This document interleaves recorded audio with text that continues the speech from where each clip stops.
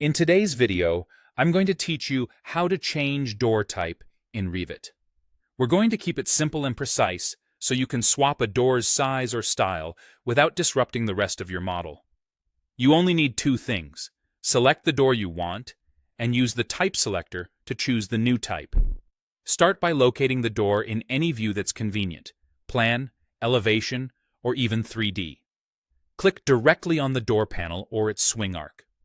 If you accidentally select the wall, press the Tab key to cycle through nearby elements until the door highlights. You'll know it's selected when you see the blue highlight and the Properties palette fills in with door information. If the Properties palette isn't visible, turn it on from the View tab under User Interface so that you can see and edit the element's properties. This palette is your control center for what comes next. With the door selected, look to the very top of the Properties palette.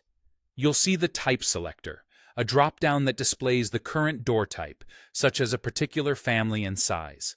Click the arrow to open the list.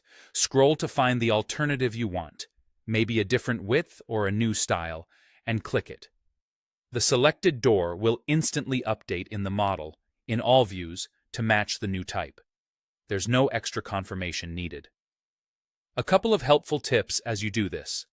You can select multiple doors first, then use the same type selector to swap them all at once.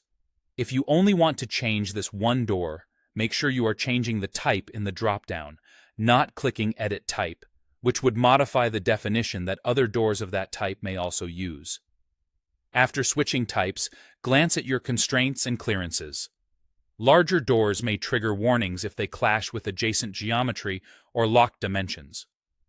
The host wall, level, and orientation remain intact, but sizes and swing graphics will adjust to the chosen type. When selecting several doors, use Ctrl-click to add to your selection.